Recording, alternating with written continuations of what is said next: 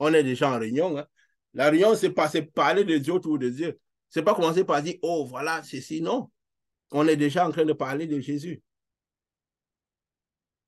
Donc, comme on disait, c'est que parfois, qu'est-ce qui se passe? Parfois, on confond le fait de donner un certain enseignement, surtout par la parole, sans regarder l'esprit qui est derrière. C'est qu'est-ce qui se passe? Parfois, on donne l'impression que la science est concrète. On se dit, parce qu'on est des dieux, on ne peut pas avoir la fièvre, on ne peut pas être malade, on ne peut pas avoir telle chose. Et ce qui fait telle sorte que les gens, parfois, que les gens peuvent se retrouver en train de souffrir d'une situation parce qu'ils croient que c'est... On confond un peu la foi, la spiritualité. Et je peux dire, c'est un peu spirituel, science-fiction. Parce que si quelqu'un, comme justement, comme tu as souligné par rapport à la belle-mère de Pierre qui avait la fièvre, si quelqu'un avait le Saint-Esprit, il sort pendant qu'il pleut, il y a du vent, il ne se couvre pas, il va attraper la fièvre. Ça ne sera pas parce qu'il y a un esprit derrière. Il va attraper la fièvre. Il aura besoin de prendre les comprimés pour guérir. Il ne va pas se mettre à prier pour guérir. Il va prendre les comprimés pour guérir. Quand la prière, c'est quoi? C'est annoncer la lumière aux personnes. Jésus a guéri la belle-mère de Pierre.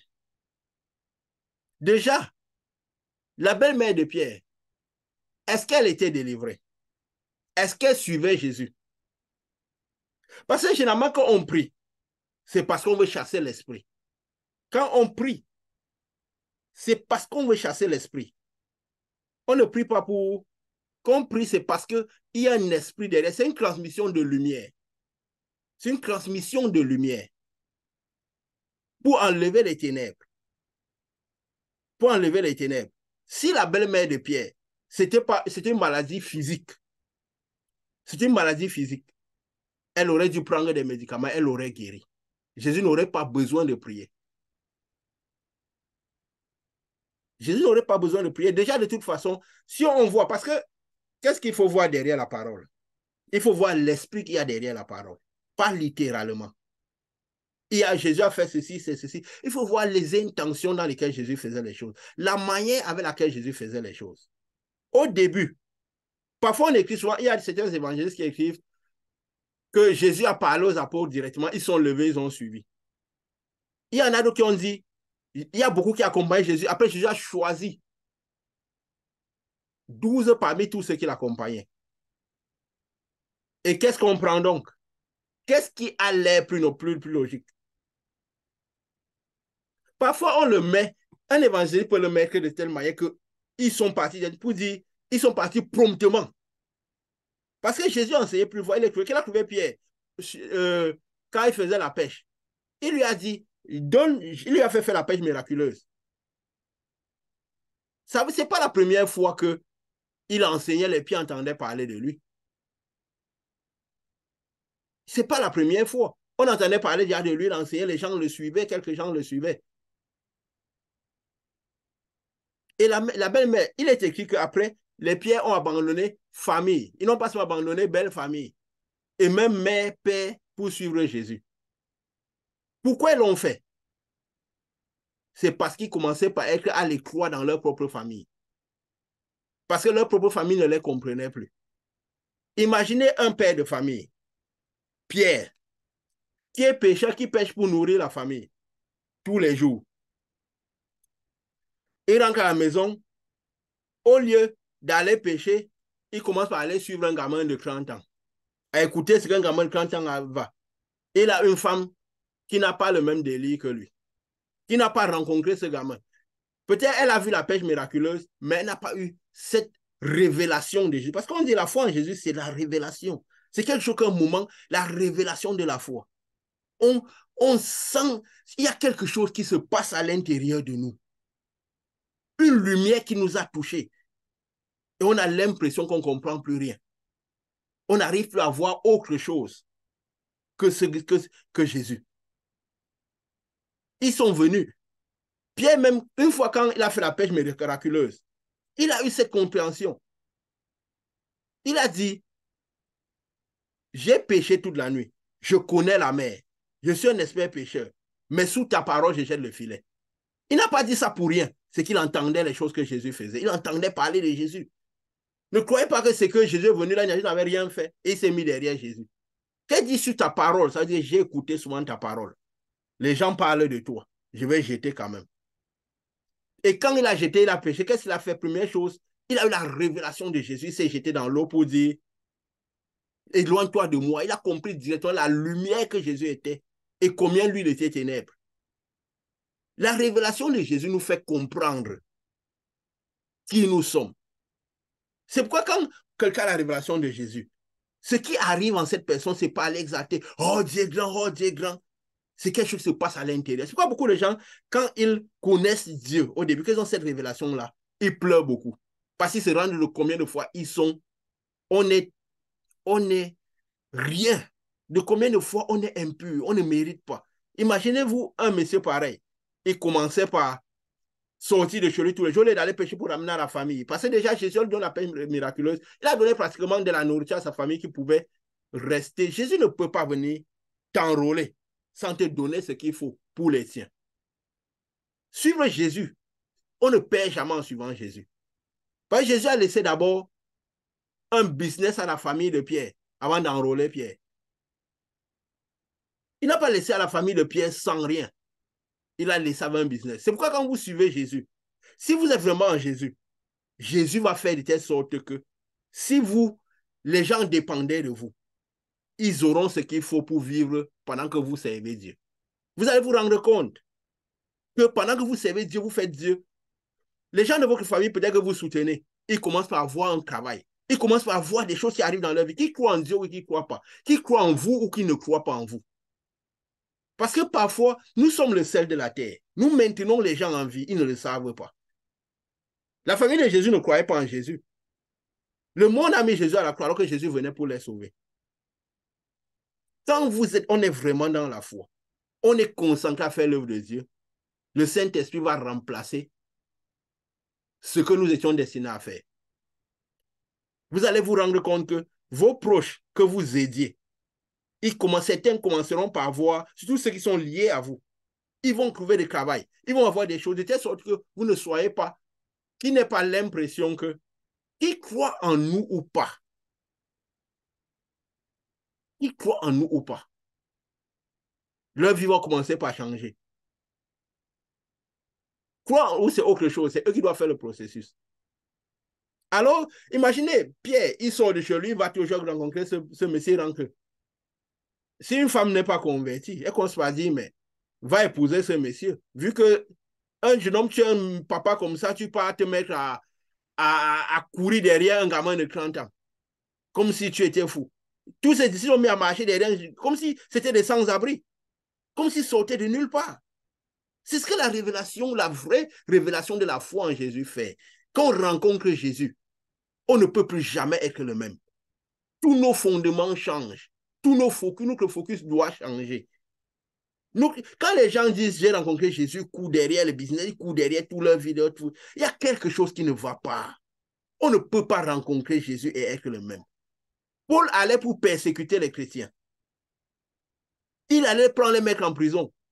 Il a rencontré cette lumière. C'est lui comme un temps qu'on suivait, qu'on chassait. Son focus a changé. On ne peut pas rencontrer Jésus et notre focus ne change pas. C'est pourquoi on disait, cette doctrine de Nicolaïte, cette doctrine de la grâce, cette doctrine de la prospérité, cette doctrine qu'on va montrer la gloire de Dieu, ça ne tient pas. C'est parce qu'on aime les choses du monde de la même manière que les païens. On utilise la parole pour nourrir nos désirs. La belle-mère de Pierre, est-ce qu'elle était délivrée?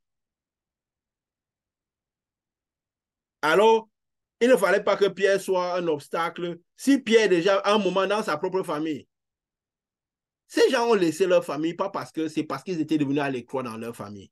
Jésus ne vient pas séparer les personnes. Jésus dit, il avait dit, ne croyez pas que je suis venu apporter la paix, mais l'épée. L'épée, c'est quoi? La parole qui crée division, moelle et joncture. Ça veut dire que si tu reçois vraiment la parole de Dieu dans le cœur, droit dans le cœur, avec l'Esprit de Dieu, ça va créer la séparation avec des amitiés qui ne sont pas de Dieu. Ça va créer la séparation même dans la propre famille, avec des personnes qui ne veulent pas servir Dieu. Si on se sent trop à l'aise au milieu des gens qui blasphèment Dieu, qui n'ont rien à voir avec Dieu, le problème n'est pas eux, le problème est en nous. Le problème est en nous, ce n'est pas en eux. Parce que eux, ils manifestent les ténèbres qu'ils ont. Naturellement, c'est normal. C'est normal qu'ils, parfois, ils blasphèment la foi, ils blasphèment. Mais pourquoi ils feraient le contraire? Pourquoi ils feraient le contraire? C'est lumière et ténèbres. Pour ne pas, si quelqu'un a un problème de santé, c'est pourquoi nous parlons ici d'un Dieu lumière. Parce qu'on comprend Dieu de par sa nature, on comprendra le reste. Si les gens font des gens, peut-être que quelqu'un, peut-être qu'à la maladie, on dit que la médecine contre la science et tout. C'est parce que les gens, on n'a pas compris Jésus de par son essence même. On n'a pas compris Dieu de par son essence. La parole dit, le Fils de Dieu est venu pour ôter les œuvres des ténèbres. Ça veut dire que si une situation n'est pas une œuvre des ténèbres, la médecine peut l'ôter. L'être humain peut l'ôter. Si les ténèbres ne sont pas derrière ta vie, tu pars chercher un travail, tu te formes, tu trouves un travail, tu vas réussir ta vie tranquillement. Tu vas parler au ciel, mais tu vas réussir ta vie. Vous voyez, c'est à cause de parfois de donner Dieu comme de la science-fiction que ça crée beaucoup de confusion. Les gens croient que parfois quand on est des dieux, on est des fainéants. Non, non. On n'a pas besoin de Dieu pour réussir la vie, pour avoir un travail. Mais pour avoir le travail, on a besoin de Dieu. Pour avoir le travail. On n'a pas besoin de Dieu pour avoir une paix. Il suffit qu'on se sépare des amitiés, on passe enfermé dans une chambre, les gens ne nous dérangent pas. On aura la paix, une paix. Mais quand on sortira, on trouvera la paix qui quittera. Mais pour avoir la paix, il faut Jésus. Une paix permanente. Une paix permanente. Si on a un problème de santé, j'ai peut-être un problème, il y a une dent qui dérange, je pars l'arracher. Et que je pars l'arracher, ce n'est pas quelque chose de spirituel. Je pars, après je mets un implant. J'ai une qualité de vie. Je n'ai pas. L'hôpital, c'est quoi? La maladie, c'est quoi? Tu as un problème, tu vas à l'hôpital. Peut-être que tu peux avoir une maladie parce que tu as adopté le mauvais style de vie. Parce que si quelqu'un est rempli du Saint-Esprit et de temps en temps ne fait pas un peu de sport, il va grossir, il va avoir un problème de respiration, de ceci, cela. La prière ne chasse pas, la prière ne va pas l'aider à maigrir. N'est-ce pas? La prière ne peut pas aider à maigrir. Il faut l'amener faire du sport. Il faut l'amener faire du sport. Et en baissant, en maigrissant, il aura une meilleure qualité de vie, il respirera mieux, il dormira mieux.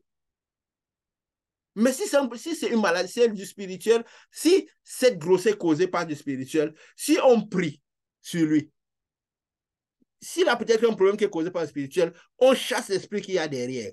Il va à l'hôpital, il entre à l'hôpital, la maladie guérit tout de suite, il ne revient plus à l'hôpital. C'est quand on fait l'hôpital dehors, l'hôpital tout le temps, une vie de maladie. C'est ça qui est le problème. Ça veut dire qu'il y a quelque chose derrière qui crée ça. Et il faut chasser cette chose-là. C'est pourquoi la foi en Dieu, c'est le bon stop. C'est le bon stop quand on vient à Jésus. On ne peut pas aller à Jésus et après aller chez les guérisseurs, chez les marabouts, aller partout. Quand on vient à Jésus, c'est qu'on a essayé, on n'a pas trouvé. Parce que si on a un problème de santé, si on a la fièvre, on prend les comprimés et ça guérit. Peut-être on ne s'est pas bien couvert, on a attrapé froid. Avec le Saint-Esprit, on prend les comprimés, on guérit. Et après, c'est fini. Mais si on n'a pas, si on a une maladie, on se met à prier. Quelque chose de mauvais peut nous arriver. Hein? Le Fils de Dieu est venu pour ôter les œuvres des ténèbres. Si quelque chose n'est pas une œuvre des ténèbres, la maladie, l'hôpital suffit. Et c'est même à l'hôpital qu'il faut aller. C'est pourquoi c'était même il ne faut pas quand quelqu'un vient. C'est pourquoi même la prière, ce n'est pas un acte comme la prière, nous avons dit, c'est administrer la lumière entre les gens pour chasser les ténèbres. Il y a des gens à qui il faut prier. Donc les gens, il faut les conseiller. Guidés par le Saint-Esprit, la sagesse du Saint-Esprit, mais il faut les conseiller.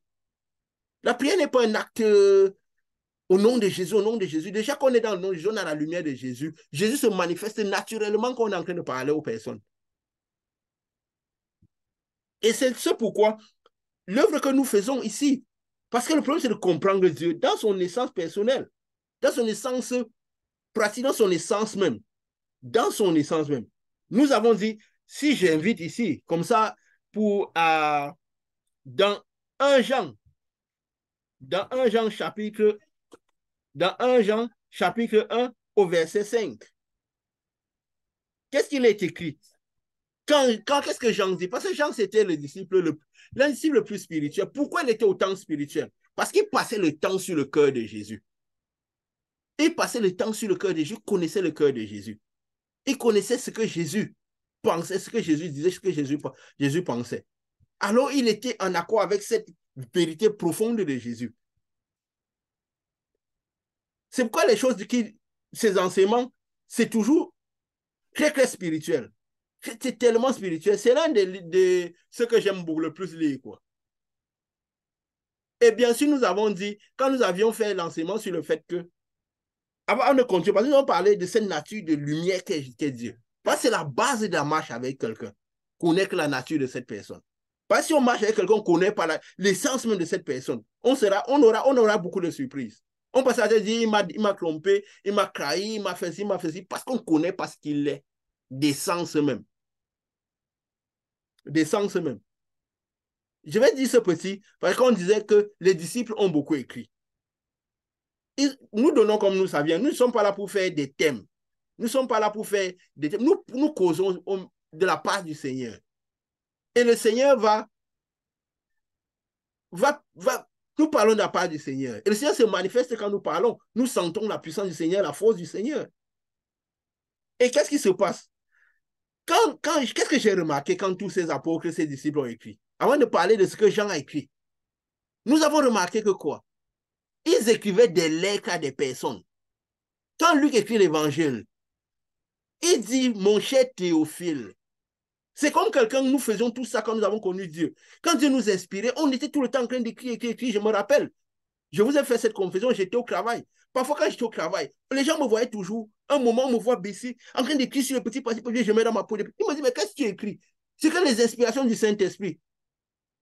Parce que je me dis, il faut que je me rappelle ce que le Saint-Esprit me met dans l'esprit. Alors, c'est des gens qui écrivaient des choses pour eux-mêmes, pour leur écrire tout ce qu'ils avaient de Dieu. Ils envoyaient parfois aux personnes. Luc a écrit, il écrivait à Théophile. Je crois que c'est Théophile, non? Si je ne me trompe pas. Quand il commence son enseignement, il dit, cher Théophile. Il dit, il m'a aussi au Luc 1, au premier chapitre 3. Il m'a aussi semblé bon. Il a pris le temps avant de se poser la question s'il fallait le faire. Il m'a aussi semblé bon, après avoir fait des recherches exactes sur toutes ces choses, depuis leur origine. Parce que quand on est de Dieu, on a du plaisir à connaître Dieu. On a la passion de Christ. On cherche à connaître tout ce qui tourne autour de Christ. Quand nous parlons ici, nous faisons les enseignements. Nous avons fait les enseignements sur les BRICS. Nous avons fait les enseignements sur le G7. Quelqu'un doit aller chercher, faire la recherche pour dire, mais parce qu'on a la passion de la vérité. La passion de la vérité nous pousse à chercher la vérité. D'abord dans la parole de Dieu, dans le Saint-Esprit qui nous inspire, on médite beaucoup pour que le Saint-Esprit nous donne, mais on va parfois au point de rencontre avec la connaissance. On a cette passion-là. Il dit, il a fait des recherches exactes. Parce qu'au-delà de ce qu'il connaissait, il a fait des recherches parce qu'il voulait vraiment connaître. Si j'avais ces passions, c'est quand ils écrivaient, c'était qu'ils nourrissaient leur passion. Ils n'écrivaient pas pour que donner aux personnes, pour que les personnes utilisent. Parce que ce n'est pas eux qui ont rassemblé tous ces écrits pour me mettre dans la Bible. Ce n'est pas eux. Qui a inspiré ce rassemblement? Il dit, il m'a semblé bon. Après avoir fait des recherches exactes sur toutes ces choses, depuis leur origine, de te les exposer par écrit d'une manière suivie. Excellent Théophile. Théophile, c'est quelqu'un qui avait la présence de Dieu, le Saint-Esprit. Peut-être il n'avait pas, quelqu'un qui avait la passion de Dieu. Lui n'avait pas moyen d'arriver à Théophile. Il voulait passer l'esprit qu'il avait. Il a écrit ça pour Théophile. Il n'avait pas écrit ça pour tout le monde entier. Il avait écrit pour Théophile. Parce que Jésus ne leur a pas envoyé écrit. Jésus ne les avait jamais envoyés écrire. Paul est venu, même quand on dit Paul a créé des églises. Oui, il y avait ce côté qui voulait tout rassembler un peu les personnes. Mais il y a un endroit, il dit, l'église qui est dans la maison de quelqu'un. Ça veut dire quoi? Les élus. ceux qui ont le Saint-Esprit, qui sont dans une maison, ça veut dire qu'il n'y avait pas beaucoup de gens dans cette maison-là. Parce qu'à moins que la maison-là soit tellement grande pour recevoir tout le monde. Mais la plupart des temps, quand Paul allait, il faisait ses voyages. Parfois, il écrivait aux gens, quand il n'arrivait pas, quand il n'avait pas moyen d'aller à eux. Si aujourd'hui, ils avaient WhatsApp, Paul n'aurait pas souvent écrit. Nous avons tous ces moyens de communication. Il y a des années, il y a 20 ans, 25 ans, je ne sais pas, il fallait écrire des lettres, envoyer par poste. Ça fait des 2 semaines, 3 semaines avant d'arriver.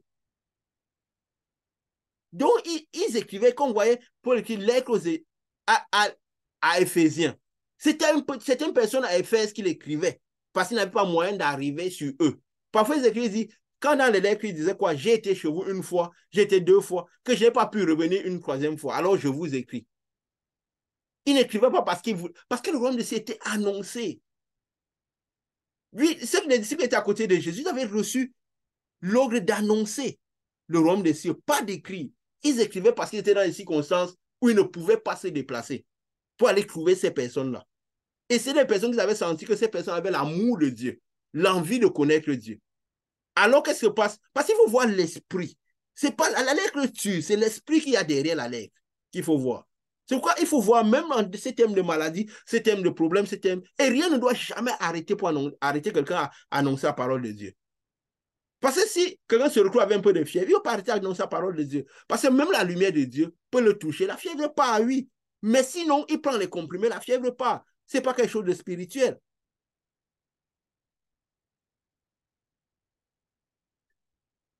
Si une dent me dérange, je l'enlève, je mets l'implant et j'ai une qualité de vie. Les gens ne sauront même pas que si je ne viens pas faire un enseignement avec une dent au moins, on ne saura même pas que je l'avais, que j'avais eu un problème, j'ai enlevé la dent. Mais la qualité de vie est là. La santé est là. C'est quand on entre à l'hôpital, on sort, on sort.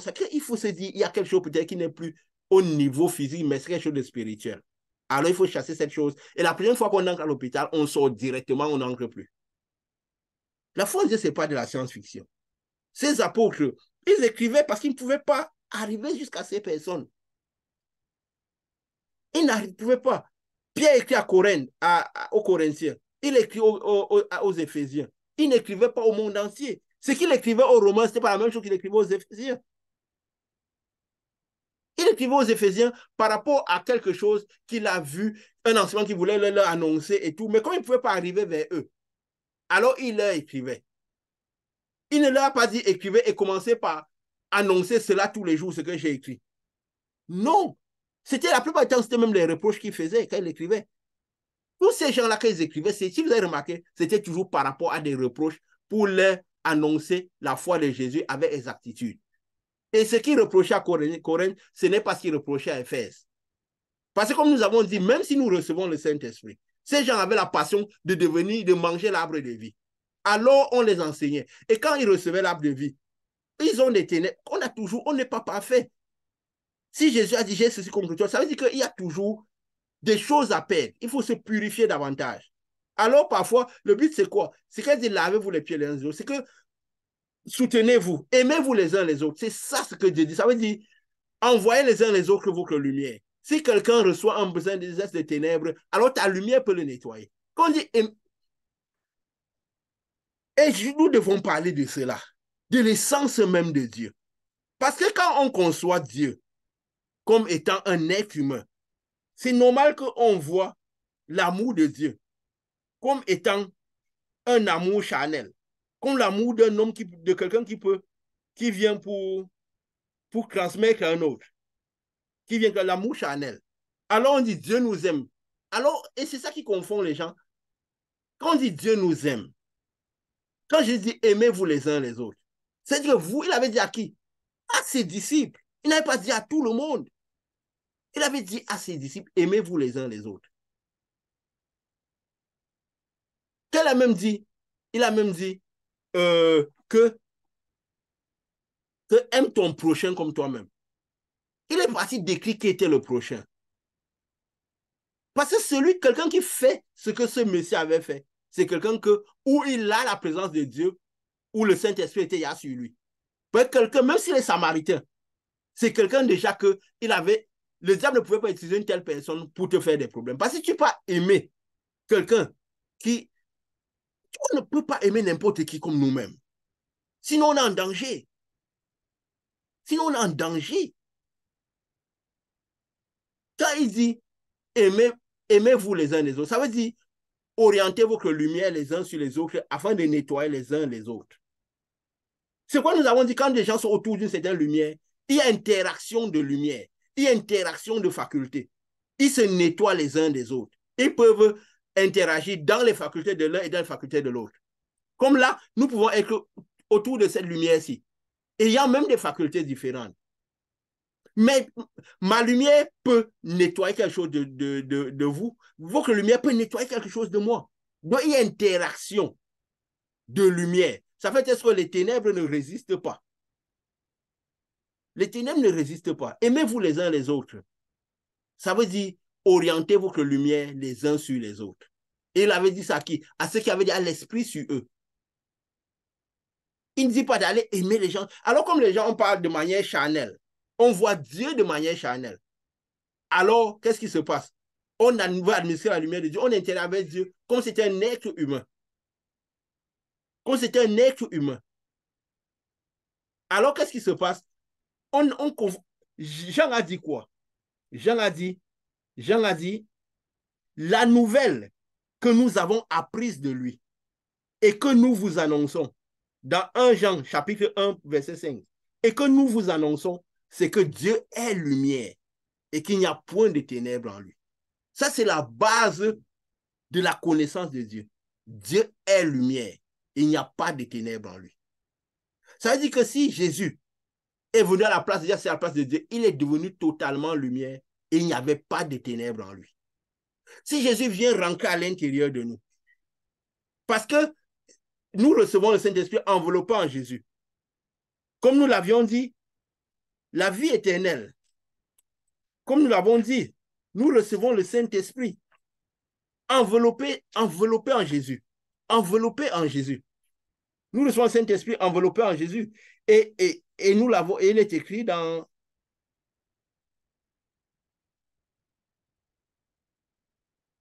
Il est écrit dans... Je vais dire où, pour avoir exactement... Justement dans 1 Jean, au chapitre 5, verset 11. Et voici ce témoignage, toujours ce témoignage, c'est que Dieu nous a donné la vie éternelle et que cette vie éternelle est dans son Fils.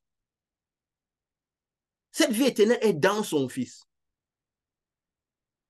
La vie éternelle, c'est quoi? C'est la lumière de Dieu. C'est le Saint-Esprit.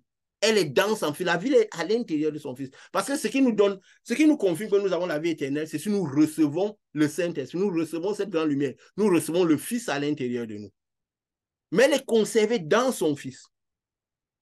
Donc, nous devons voir et interagir dans toute notre marche avec Dieu en ayant la conscience, Dieu est lumière. Jésus est essentiellement lumière. Il n'est que lumière. Jésus était physique quand il était dans le monde. Et maintenant, il n'est essentiellement que lumière. Alors nous comprendrons que tout ce que nous faisons, c'est une interaction, c'est quoi? C'est un administrer la lumière pour chasser les ténèbres et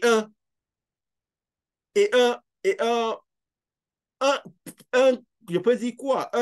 Maintenir sa lumière et grandir dans cette lumière-là. Puisque Jésus est là, c'est contenu en Jésus. Alors, Jésus l'a fait sortir progressivement. Nous recevons cette lumière, mais en Jésus, nous recevons Jésus. Et alors, nous recevons une manifestation de cette lumière. Et au fur et à mesure que nous développons, cette manifestation, ça commence par sortir. C'est en Jésus, mais ça commence par sortir totalement. Sortir totalement, sortir totalement. Et c'est important de connaître cela. Il a dit, nous devons connaître que Dieu est essentiellement lumière. Essentiellement lumière. Et nous comprendrons tout, les manifestations de la lumière, l'interaction avec cette lumière. C'est pourquoi nous avons enseigné que si on attend le dragon d'une autre manière que spirituelle, on se perdra totalement. Donc nous devons voir, nous ne voyons que tout sous forme de ténèbres et lumière. Ténèbres et lumière. Et quand nous partons interagir avec les personnes, Nous devons savoir que nous venons administrer la lumière. Nous ne venons pas administrer notre part physique, notre physicité, mais c'est notre spiritualité que nous transmettons. Ce n'est pas notre sourire que nous transmettons aux personnes. Ce n'est pas notre image que nous transmettons aux personnes. Parce que nous vieillissons. Nous pouvons perdre des dents. Ce n'est pas notre image que nous transmettons aux personnes. C'est notre part spirituelle, notre lumière. Parce que notre physicité, nous pourrons la remplacer, nous pourrons l'améliorer, nous pourrons faire des choses, mais nous devons être conscients que nous n'amenons aux personnes que notre spiritualité. Et si nous sommes conscients de cela, alors cette spiritualité sortira efficacement à l'intérieur de nous. Parce que notre volonté compte. L'état de notre corps compte. Ce que nous pensons compte. Ce que nous pensons influence sur ce que nous relâcherons. Et si nous pensons, nous savons que nous sommes là pour témoigner la lumière, parce que nous avons la lumière sur nous. Nous allons voir quand peut-être que nous parlons comme ça vient.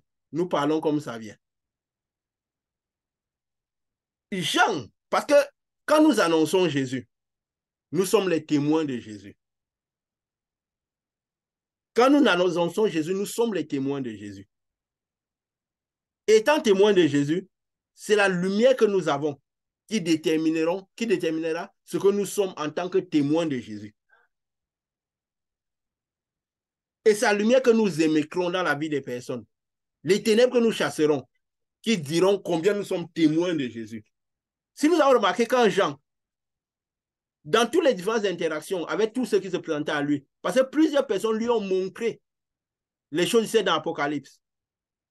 Il y a un des 24 vieillards qui lui a montré, il y a un ange puissant qui lui a montré, il y a Jésus même qui lui est venu, et il y avait les descriptions qui lui a montré des choses. Quand Jésus est venu se présenter devant Jean, Jean est venu s'abaisser. Jésus n'a pas dit non, tu as mal fait de t'abaisser devant moi, te prosterner. Il a dit, ne crains rien. Parce qu'il a dit, je suis tombé comme mort. Pourquoi la puissance de Jésus? Il a dit, ne crains rien. Mais quand l'ange est venu, Jean a voulu se prosterner. Il a dit, non, ne te prosterne pas devant moi. Je suis ton compagnon de service. Ça veut dire que malgré que tu es dans le physique, nous sommes de la même localité. Tu es celui qui a été envoyé devant le Seigneur. Il dit, je me tiens devant Dieu. De la même manière que tu te tenais devant Jésus. Je me tiens devant Dieu. On est dans la même localité spirituelle. Alors ne te prosterne pas devant moi. C'est pourquoi je dis parfois, quand on est dans des endroits où on a fait le temple pour l'assemblée, parfois des gens avec le Saint-Esprit sont prosternés pendant qu'à côté d'eux, il y a des gens pas délivrés qui sont debout. C'est des exercices que Dieu n'aime pas. C'est lumière contre lumière. Quand Lucifer avait acquis les ténèbres, il était lumière. Il était grand, quel acquis les ténèbres. Jésus lui a fait comprendre, maintenant ta place est derrière moi. Et il voulait que Jésus se prosterne devant lui. Jésus qui était plus lumière que lui. Qui était devenu plus lumière que lui. Maintenant, lui se déguise comme un ange de lumière parce qu'il a encore la lumière enveloppée dans les ténèbres. Mais parce que Jésus qui est plus lumière que lui, il veut que Jésus se prosterne devant lui. Il a dit derrière moi. C'est à toi de te prosterner devant moi. Pas. Comme nous avons dit l'évangélisation, que c'est celui qui a moins de lumière, moins d'esprit, qui vient vers celui qui a plus d'esprit. Ce n'est pas le concret. Il a dit, toi, prosterne-toi et adore Dieu. Je suis ton compagnon de service. Nous sommes dans la même localité spirituelle. Parce que ce que je suis aujourd'hui, c'est ce que tu seras demain. Mais tu l'es déjà de par la lumière qui est en toi. Tu l'es déjà de par la lumière qui est en toi. C'est pourquoi il dit, celui qui manque, qui ne va de la vie à la mort, de la mort à la vie directement. Ce n'est pas quand nous serons de l'autre côté. Si nous avons déjà la lumière de Dieu, nous sommes déjà des anges, nous sommes déjà là où il faut. Nous sommes déjà dans la vie éternelle. Le corps n'est rien, la chair n'est rien. La chair n'est rien, c'est l'esprit qui est tout, c'est l'esprit qui vivifie. Donc quand nous allons vers les gens, nous devons avoir dans la tête que notre corps, notre physicité ne compte pas. Et si nous avons ça en tête, nous manifesterons au mieux. Et qu'est-ce qui fait encore que nous pouvons manifester encore le plus? Nous devons voir de comment on voit Jean-Baptiste qui se tenait aussi devant Jésus. Jean-Baptiste était envoyé devant Jésus. Mais de quelle manière Jean-Baptiste était envoyé devant Jésus? Dans Luc 1, verset 15, il est écrit, il sera grand devant le Seigneur. Il ne boira ni vin, ni liqueur enivrant. Il sera rempli de l'Esprit Saint dès le sein de sa mère. La condition, il fallait qu'il soit rempli d'Esprit Saint. Donc, plus nous aurons l'Esprit Saint, tous ceux qui reçoivent l'Esprit Saint sont des Jean-Baptistes à des degrés différents. Parce que, pourquoi ils sont là pour témoigner Christ? Pour annoncer la lumière de Christ qui arrive dans les chemins, dans la vie des personnes.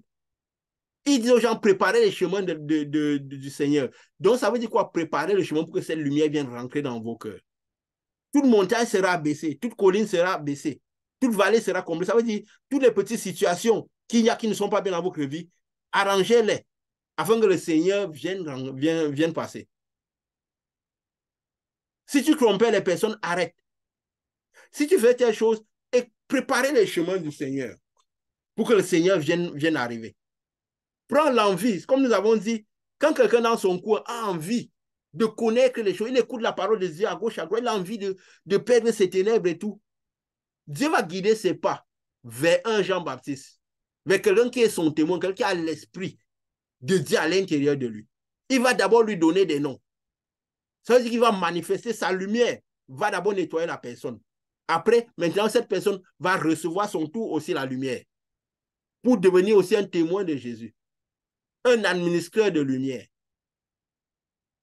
Un administrateur de lumière. Et quand nous sommes témoins de Jésus, qu'est-ce qui fait de telle sorte que nous manifestons cette lumière au maximum?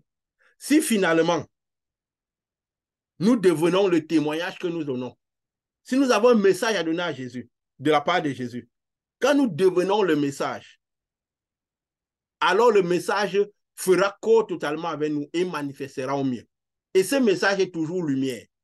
Jésus était venu le message pour annoncer Dieu.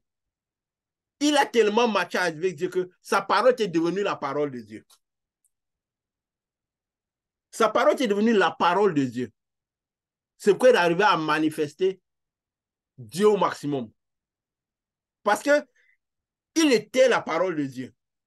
Donc il marchait avec Dieu totalement. Et c'est pourquoi il a manifesté Dieu. Il a manifesté au même degré que Dieu. Donc quand nous avons un message, quand nous transmettons un message de la part de Christ, quand nous témoignons Christ, en fait, le message même, c'est quoi? C'est la lumière.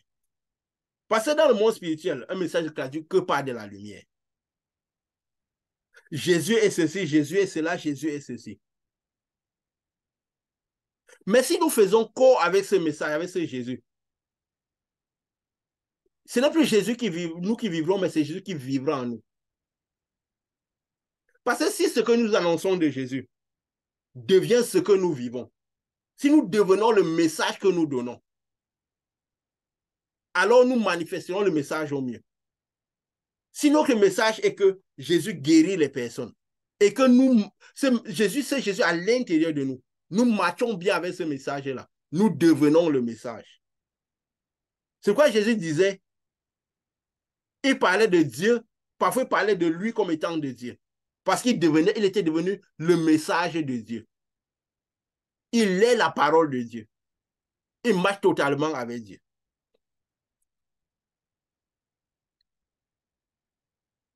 Il marche totalement avec Dieu. Donc, c'est ce qui est très, très important. C'est ce qui est très, très important. Comme nous avons dit, nous avons donné l'ossature de tout le message que nous devions donner. Et maintenant, nous parlons de Dieu, ce qui nous donne pour étoffer cela, pour connaître tout ce qui tourne autour de la lumière, autour de Dieu. Nous parlerons de beaucoup de phénomènes des lieux saints. Parce que là, nous parlerons pour l'étouffer, parce qu'en fait, c'est ça. Pour que cette lumière-là ressorte, parce que nous avons cette responsabilité de faire ressortir le Jésus que nous avons reçu à l'intérieur de nous, de marcher au maximum avec ce Jésus-là. Parce que tous ceux qui reçoivent, qui mangent l'arbre de vie, ils reçoivent Jésus. Alors, il faut que Jésus reste à l'intérieur et que cette lumière ressorte au maximum. Que cette parole, que ce n'est plus, qu'on ne donne plus un Jésus, une parole qui est à l'extérieur de nous, mais une parole qui est à l'intérieur de nous. Et qui se transmet par la lumière qui sort naturellement. Par la lumière qui sort naturellement. Et c'est ça le but de ce que nous faisons, de ce que Dieu nous a envoyé faire. Parce que le but, c'est quoi? C'est connaître au maximum ce Jésus. De connaître au maximum ce Jésus. Et oublier totalement la physicité de Jésus. Parce qu'aujourd'hui, il n'y a plus rien de physique en Jésus. Comme il n'y avait plus rien de physique en Dieu. Jean l'a dit, ce que nous vous annonçons, c'est que Dieu est essentiellement lumière. Nous devons avoir à l'esprit que Jésus est essentiellement lumière. Quand il était sur terre, il était lumière et physique. Il était physique et esprit. Et il donnait déjà à tous ceux qui étaient avec lui en ce moment de se concentrer sur le spirituel, sur la partie spirituelle qui est en eux, de voir par l'esprit. Et aujourd'hui, il est totalement lumière. Il n'y a plus rien de physique en lui. Il n'y a plus rien de physique en lui. Donc, c'est très, très important que nous ayons toujours cette approche de Jésus dans tout ce que nous faisons pour Jésus. Nous devons oublier la physicité. Nous ne devons jamais regarder les personnes en regardant leur portée physique. Comme nous avons dit dans plusieurs occasions, si nous voyons les personnes avant de voir l'esprit qu'il y a derrière eux, nous sommes en danger. Si nous marchons par le physique, sans marcher par l'esprit, on ne pourra pas comprendre totalement ce Dieu et transmettre totalement cette lumière-là. Parce qu'à la fin, cette lumière est censée être transmise naturellement. Ça veut dire que c'est une lumière, si elle est allumée, elle doit émettre les rayonnements de manière naturelle. Que notre volonté, au-delà de notre volonté. Parce que si nous sommes déjà dans le spirituel, dans le monde spirituel, notre volonté cesse d'agir. Pas dans le monde spirituel que la volonté du Père qui compte. Pourquoi Jésus parfois, quand on dit Jésus fut pris de compassion, c'est parce qu'il ressentait ce que le Père ressent. Quand Jésus partait guérir quelqu'un, ce n'était pas par de la pitié. C'était passé dans son intérieur. Il sentait que Dieu avait envie de guérir cette personne. Il ressentait ce que Dieu ressentait. Parce qu'il marchait totalement avec Dieu. Parce qu'il faisait totalement un avec Dieu. Alors il ressentait ce que Dieu ressentait. Comme nous avions dit dernièrement, si Dieu a envie, à l'intérieur de nous, Jésus a envie de prendre la chicotte pour fouetter les gens qui font du n'importe quoi, il ne faudra pas que nous soyons d'obstacles. Il ne faut pas que quand Jésus a compassion des gens, il faut que nous soyons un obstacle. Mais comment nous pourrons comprendre au mieux ce que Jésus ressent si nous marchons au mieux que ce que Jésus ressent? Si notre parole devient la parole de Jésus. De la même manière que sa parole est devenue la parole de Dieu. Si nos pensées réussissent à s'aligner à la pensée de Dieu. Si notre volonté devient la volonté de Dieu. Alors, tout ce que nous ferons, quand Dieu voudra faire, nous le ferons. Quand nous ferons, Dieu le fera. Comme Élie avait dit, à ma parole, il ne pleuvra pas. Dieu, l'Éternel, a dit, il ne pleut, mais à ma parole, il ne pleut pas, parce que sa parole est devenue la parole de Dieu. Et si notre parole devient la parole de Dieu, elle commence par manifester naturellement. Naturellement. Donc, c'est un peu ça, quoi. Nous allons parler de ça aujourd'hui. Ce que Dieu nous dira de dire, nous le dirons au fur et à mesure. Et comme nous disons, c'est une interaction où nous sommes là autour de cette lumière parce que c'est la volonté de Dieu. Donc, s'il y a quelque chose que vous pouvez ajouter par rapport à cela, quelque chose qui vous vient dans l'esprit, parce que nous sommes là pour apprendre de cette lumière et transmettre ce que cette lumière nous donne à l'intérieur de nous. Pour que ce message aille et travaille comme il doit travailler. Comme il doit travailler. Nous sommes à une conversion au milieu autour du Seigneur. Quand Jésus parlait, il ne disait pas en ce moment, je vais enseigner. Il enseignait, ça venait spontané, ça venait naturel. Nous sommes ici, dans l'organigramme de Jésus, nous sommes ici pour faire ce que Jésus faisait. Quand les disciples voulaient poser les questions, ils posaient les questions, tout était naturel. Tout était naturel. Et nous avons Jésus à l'intérieur de nous. Si Jésus nous suscite des questions, si Jésus nous suscite des observations, nous devons le laisser sortir. Nous devons le laisser sortir. Si c'est quelque chose qui concerne des enseignements que nous avons fait par le passé, une question qui devait plus s'étoffer, voilà, nous devons le faire pour l'édification de tout ce que Dieu met en contact de ce message. Que Dieu met en contact de ce message. Que ce soit, parce que le message a été donné dans sa totalité, que ce soit quelque chose qui est de ce que nous parlons aujourd'hui ou pas. Ou pas. Parce que c'est ça, administrer Dieu. C'est ça, évangéliser. C'est ça, faire l'œuvre de Dieu. L'œuvre de Dieu, c'est quoi? C'est donner ce que nous avons reçu. C'est transmettre la lumière que nous avons à l'intérieur de nous. Et je peux dire quoi? Donner ce que le Saint-Esprit nous inspire. Dieu avait dit quoi? Qu'à l'instant même, ne vous inquiétez pas de ce que vous direz, de ce que vous parlez. À l'instant même, je vous donnerai ce que vous devez dire. Ça veut dire que si Dieu nous donne quelque chose à dire, à l'instant, il faudrait qu'on le dise. Parce qu'il faut qu'on coupe je peux dire quoi? Des choses traditionnelles par lesquelles nous sommes passés.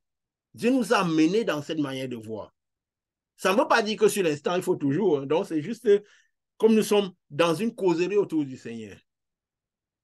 Donc, c'est un peu cela, quoi. C'est un peu cela. Je voudrais parler aussi un peu sur la lumière, parlant de l'appréhension que les gens ont sur la guérison, sur le fait que, comme tu l'as dit tout à l'heure, Jésus est venu pour enlever les œuvres des ténèbres. Et que pour moi, c'est un genre, c'est ce conflit-là entre la foi et la science et la doctrine. Si on est de Dieu, on ne doit pas aller à l'hôpital ou on doit aller à l'hôpital. Jésus, par la foi et par la lumière de Jésus, on soigne, on enlève les œuvres des ténèbres et on peut guérir. Mais aussi, il est possible que par la foi de Jésus, même s'il n'y a pas les œuvres des ténèbres, on trouve la santé. Je veux parler d'un témoignage qui m'est arrivé personnellement. Je me suis levé un matin alors que je n'avais pas passé une excellente nuit. J'avais un malaise dans le ventre et j'allais vers les pharmacies. J'étais en train de chercher les pharmacies sur mon chemin. J'ai fait peut-être 3 pharmacies qui étaient encore fermées. Et quelque chose m'est venu en esprit que pourquoi est-ce que tu te déplaces alors que tu as l'esprit de Dieu en toi? J'ai juste posé la main sur mon abdomen et j'ai dit, Seigneur, ce mal est parti. Et les 2 minutes qui suivaient, c'était complètement résolu. Voilà. Est-ce que ce mal était lié à l'esprit? Je n'en sais rien. Est-ce que ce mal était parce que je ne m'étais pas très bien alimenté la veille? On se peut dire, certains gens se disent que si tu es de Dieu, tu ne dois pas aller à l'hôpital ou pas, mais ce qu'on sait, c'est que, comme tu disais tout à l'heure, si l'on a un malaise qui est de nature spirituelle, il est clair que c'est seulement de façon spirituelle qu'il partira et que Oui. la médecine pourra prendre place parce que même les médecins sont des personnes inspirées par Dieu pour apporter un certain nombre de solutions dans le monde. Donc, si on a une blessure, on peut se soigner et guérir, mais si la blessure devient complexe parce qu'elle a une connotation spirituelle, il est clair qu'on ne pourra la faire partie que par un moyen spirituel. Donc, c'est ce que je voulais seulement apporter comme petit témoignage et compréhension de ce que tu as dit tout à l'heure. Oui, et c'est vrai, et merci vraiment pour cela, merci pour cela. Et c'est très important, comme nous avons dit, d'adopter des bonnes habitudes, dans de telle sorte que si, je prends l'exemple, si quelqu'un a le pied coupé, tu ne saurais prier pour que le pied pousse.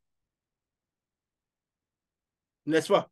Donc, il faut veiller à ce que parfois certains organismes, c'est vrai que Dieu peut redonner vie à certaines choses, si encore il est possible de le faire.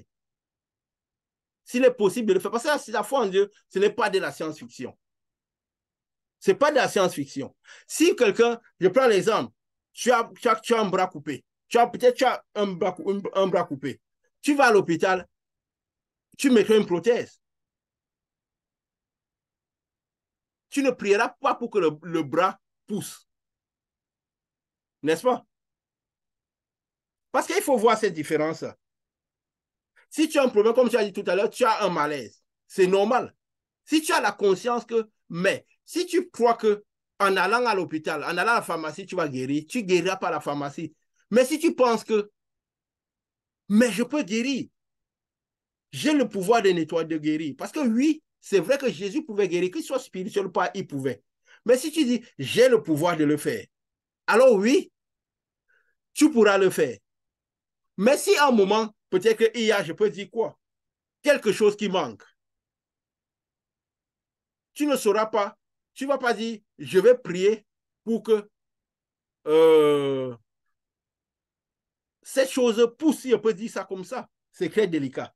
Parce que si on ne voit pas bien la délicatesse de cela, des choses qui, normalement, peuvent être de l'hôpital, on attendra sous prétexte que, parce que Jésus a guéri toutes choses, Jésus va guérir. Parce que parfois, on peut tenter Dieu en croyant qu'on est en train de prier. Parce qu'il faut aussi être dans cette chose. On peut tenter Dieu en croyant qu'on est en train de prier. Si quelqu'un a une blessure, il ne met pas un pansement. Il se dit, je vais guérir, je vais prier. La blessure va se refermer. Parfois, ça peut être tenter Dieu.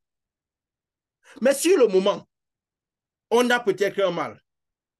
Parce qu'il faut savoir, on a peut-être quelque chose qui vient. Comme tu dis, spirituel ou pas, on ne le sait pas. Puis c'est quelque chose à l'intérieur de toi. Ce n'est pas quelque chose qui était visible comme ça. Spirituel ou pas, tu ne le sais pas. Mais tu as manifesté ta foi et la foi fonctionne toujours.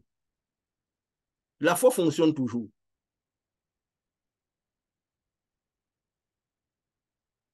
Parce que c'est très délicat, c'est très délicat. C'est très délicat, c'est ça quoi. Parce que la science n'est pas contre. Dieu confirme la science. La science n'est pas contre la foi. La science ne peut pas être contre la foi. Oui, Dieu peut, puisque la preuve, il est écrit dans la parole, et ici c'est Élisée qui avait une maladie à laquelle il est mort. C'était la vieillesse, parce que le corps vieillit, les cellules vieillissent. Il y a un processus de la vie normale. Si je prends l'exemple, je peux prendre l'exemple comment? Parce que bon, comme tu vois, tu as pris l'exemple, tu t'en prends l'exemple. Si peut-être tu adoptes des bonnes attitudes de santé, alors tu préviendras des situations liées à ta santé, comme nous avons dit dès le départ. Ce qui fait de telle sorte que la situation ne sera pas décrite. Je prends un exemple particulier. J'avais une situation à la dent, on m'a dit, j'avais des problèmes je devais contrôler un peu la gencive, j'avais peut-être moins de couches de gencive sur les dents. Alors, il fallait un certain traitement particulier. Si des gens peut-être devaient se brosser les dents 2 fois par jour, ça allait. Moi, j'aurais dû le faire peut-être 4 fois. Avec le temps, qu'est-ce qui se passe? La dent n'est plus revitalisée. Il y a une partie de la dent parfois, et quand je suis parti, peut-être, voilà, il n'y a jamais eu de problème de carie et tout le reste. Mais en faisant peut-être un soin de dent, la dent sort de plus. Pourquoi? Parce que il y a des microbes, peut-être des choses qui ont fait telle sorte que ça a bouffé l'os de la dent. Et la dent est pratiquement hors de la gencive. Elle tient, elle bouge. Tu enlèves la dent parce qu'elle n'est plus nourrie. Parce que le sang n'y arrive plus. Et tu mets une autre, et le cri pousse. Tu peux rester déjà dit, je prie pour que peut-être quelque chose qui n'est même plus vraiment en contact et que ça passe. Tu vois? Parce que c'est ça qui, tu vois, ça crée beaucoup de confusion. Ça crée beaucoup de confusion. Et beaucoup de gens parfois ne vont pas parfois à l'hôpital parce qu'ils se disent que Dieu. La parole dit principalement, le Fils de l'homme est venu pour détruire les œuvres des ténèbres. Le Fils de l'homme est venu pour détruire les œuvres des ténèbres. Ça veut dire qu'il est venu avec la lumière pour chasser les ténèbres.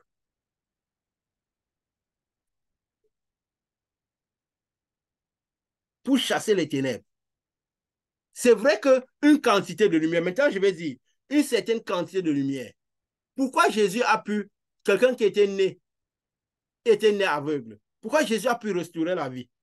Ça veut dire que celui-là est né avec une partie. Pourquoi il a pris la terre pour mettre sur la partie-là? En fait, il est en train de reconstruire la partie manquante.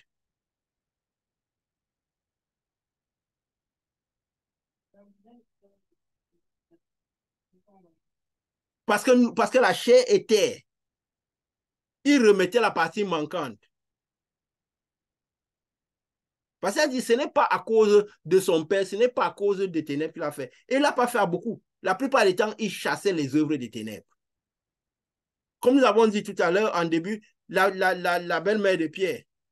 Si Pierre, à un moment, même dans sa propre maison, il était à l'étroit, combien de fois dans sa belle famille? Le Fils de l'homme, principalement, est venu pour chasser les œuvres des ténèbres. Il faut pouvoir individualiser quand on voit les personnes, ce qui est ténèbres et ce qui n'est pas l'œuvre des ténèbres. C'est quoi certaines personnes, il faut prier pour eux. D'autres personnes, il faut leur donner les médicaments. Il faut les envoyer à l'hôpital. Il faut leur faire le pansement. On ne prie pas sur tout. D'autres personnes, il faut prier pour eux. D'autres personnes, il faut les faire asseoir et les conseiller. Manager son... Même le spirituel est managé, comme nous l'avons enseigné. Même le spirituel est managé. Ça veut dire que si quelqu'un vient, je prends l'exemple, quelqu'un vient, il a envie de connaître Dieu, comme c'est passé parfois avec certaines personnes dans nos interactions. Il a envie de connaître Dieu, il a le cœur ouvert à Dieu. Et que tu te dis, si je lui administre je vais lui administrer la lumière, il sera délivré. Mais les esprits seront clos sur lui. Alors, à cause de la situation dans laquelle il est, il pourra retirer, il n'a pas autant de foi, il vient de recevoir la présence de Dieu, il n'a même pas le Saint-Esprit, il pourra rentrer à son ancienne vie. Celui-là, tu peux aider cette personne dans le physique. L'aider avec le matériel à cause de Dieu. Pourquoi? Parce qu'il veut manger l'arbre de vie. C'est tout un management. Même la prière, c'est un management. Administrer la lumière aux gens pour chasser les maladies, les situations, c'est un management totalement. Je ne sais pas si j'ai ajouté quelque chose, sans dire que ce que tu as dit n'est pas ça. Parce que c'est la foi. Tout dépend de la lumière. Jésus, il était Dieu. Il avait la quantité de lumière maximale. Et plus nous augmentons en lumière, plus nos facultés augmentent. C'est pourquoi parfois, si on donne un faux message, un message qui n'est pas, ceux qui ne sont pas suffisamment en lumière, ça ne veut pas dire que tous ceux qui avaient le Saint-Esprit auraient pu faire ce que tu as fait.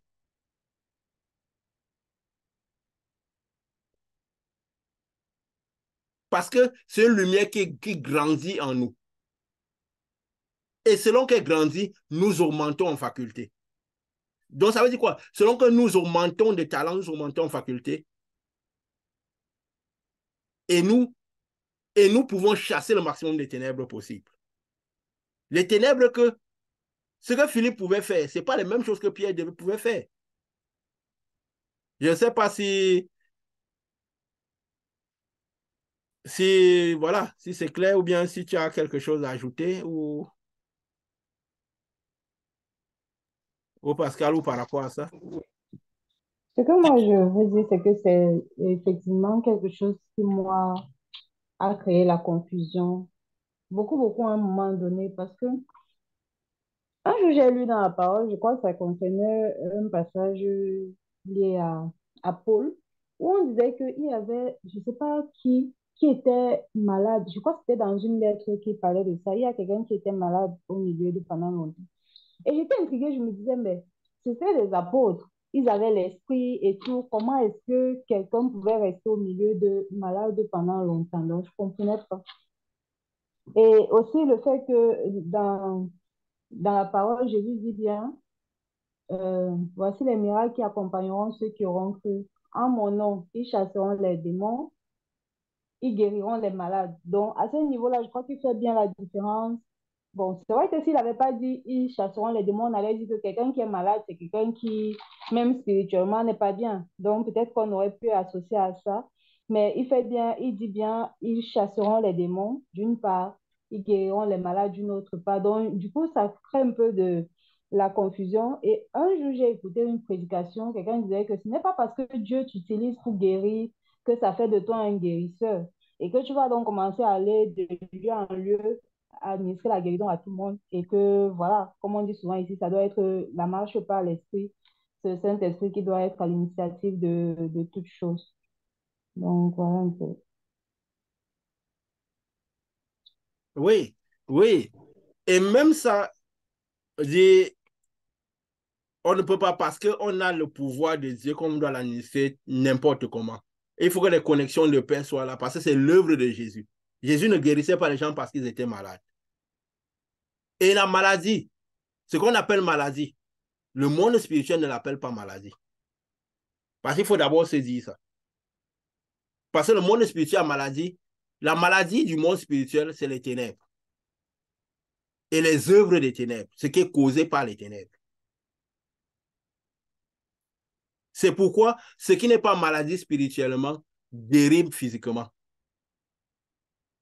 Je ne sais pas si j'ai dit ça. Parce que c'est toujours, nous, on fait toujours de l'approche de la spiritualité, l'approche de la spiritualité sans la physicité. Jésus a dit, les vrais adorateurs, c'est ceux qui adorent Dieu en esprit, en vérité. Parce que ce n'est pas en esprit, ce n'est pas en vérité. Ce n'est pas ce que le monde spirituel n'appelle pas maladie, ce que le monde physique appelle maladie. Si quelqu'un a la fièvre, parce qu'il s'est couvert, mal couvert, il sort, il s'est amusé à ne pas se couvrir, le monde spirituel ne l'appelle pas maladie, cela. Le monde spirituel ne voit que notre portée spirituelle. Et la maladie que le monde spirituel appelle maladie, c'est ce qui est causé par les ténèbres, par les ténèbres. En fait, le monde spirituel voit les ténèbres dans la lumière ou totalement ténèbres. Quand il voit quelqu'un qui a une maladie causée par les ténèbres, le monde spirituel voit les ténèbres. Il ne voit pas maladie. La maladie du monde spirituel, ce sont les ténèbres. C'est parce qu'on est dans la portée physique.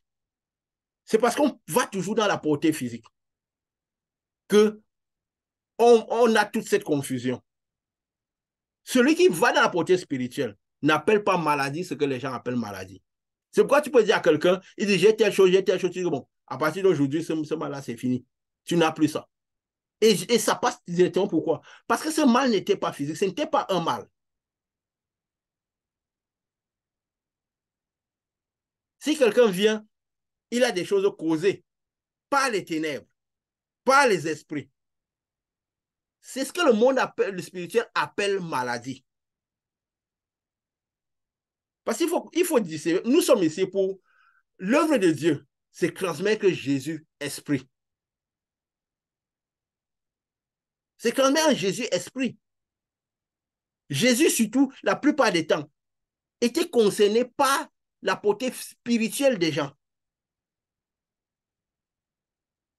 Parce que la plupart, c'est quoi la parole de Dieu résume la venue du Christ, que le Fils de l'homme est venu pour détruire les œuvres des ténèbres. Et nous sommes le plus concernés sur les gens, sur leurs œuvres de ténèbres. C'est pour ça que parfois, quand les gens viennent, on est plus concentré sur leur situation financière, sur leur situation misère, sur leur situation physique, que leur situation spirituelle, parce qu'on mélange tout. Et pourtant, la situation spirituelle donne la situation physique. Parce que si quelqu'un est spirituellement nettoyé, il aura la force pour aller chercher le pain quotidien, qui croit en Dieu ou qui ne croit pas. C'est pourquoi parfois on a l'impression, on croit que les gens se disent que pour réussir dans la vie, il faut nécessairement avoir le Saint-Esprit. Mais non! Il faut distinguer la spiritualité de la physicité.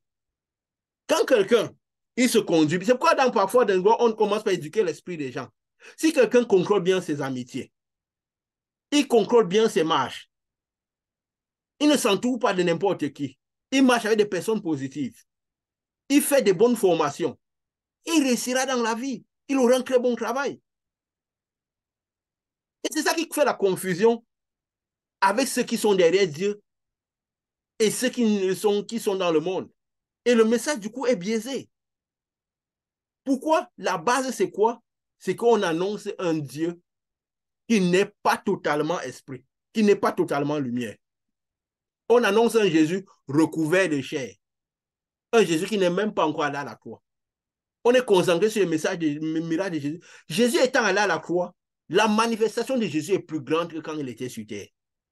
Ce qu'il avait dit vous ferez des choses plus grandes. Parce que je reviendrai à l'intérieur de vous, de la croix. Moi, j'ai fait des choses. Il n'a pas dit que vous ferez. Il a dit, moi, je suis là. J'ai reçu la puissance de Dieu, totalité de Dieu. Je fais ces choses-là. Je n'ai pas le temps de faire tout parce qu'il y en a tellement, il en a fait tellement. Ne vous gênez pas que si vous avez ça, vous allez découvrir toute la puissance de Dieu. Vous ferez. Lui, il a tout fait. Il n'y a pas quelque chose qu'il n'a pas pu faire. Mais là, vous ferez encore des choses parce que la puissance est grande.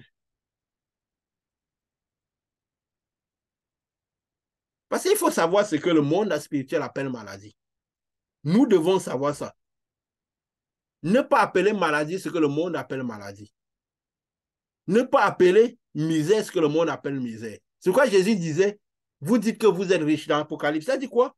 Parce que vous dites que vous êtes riche, tout ça. Vous ne savez pas que vous êtes nus, aveugles et misérables. Vous pensez que vous êtes riche. Et nous qui sommes là pour administrer Dieu aux gens, nous ne devons pas voir le monde comme le monde, les gens voient le monde. Nous ne pouvons pas approcher les choses comme je peux dire quoi, comme les païens approchent le monde, chercher la vie à la manière des païens, avoir les mêmes objectifs, les mêmes aspirations. C'est quoi tous ceux qui ont vraiment rencontré Jésus, leur focus a changé. Le focus, il est spirituel. Si nous voyons avec les yeux physiques, oui, nous interpréterons les maladies comme le monde interprète la maladie. Nous interpréterons les maladies comme le monde interprète les maladies. Nous interpréterons la richesse comme le monde interprète la richesse. Nous interpréterons le roi comme le monde interprète le roi. C'est pourquoi les gens parfois cherchent la position, cherchent les honneurs devant les hommes. Parce qu'ils interprètent la royauté de Jésus comme le monde interprète la royauté. Jésus a dit, je suis roi, mon royaume n'est pas de ce monde.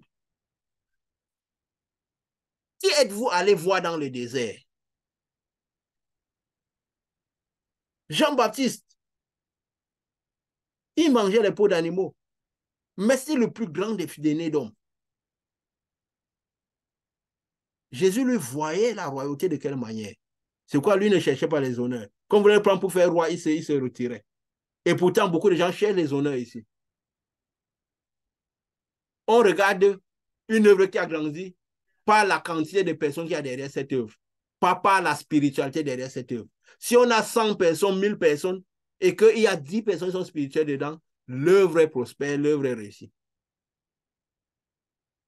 Et pourtant, si quelqu'un a 3 personnes de spirituels puissants autour de lui, l'œuvre, il en fait plus l'œuvre de Dieu que celui qui a 1000 personnes et que dedans, il y a une seule personne spirituelle. Quand Dieu regardera, il ne verra qu'un amas de ténèbres. Et peut-être que même cette lumière qui est dedans sera enveloppée de ténèbres. Il ne verra même pas cette lumière.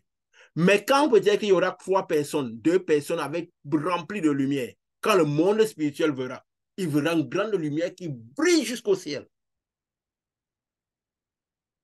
Ce que Dieu appelle lumière n'est pas ce que Dieu appelle maladie, n'est pas ce que le monde appelle maladie. Et nous devons voir comme Dieu le voit. Et pour que nous voyons comme Dieu que je le vois, d'abord Dieu doit être à son endroit à l'intérieur de nous. En permanence. Notre parole doit matcher avec la parole de Dieu. C'est-à-dire que notre volonté doit devenir la volonté de Dieu. Notre propre volonté doit cesser.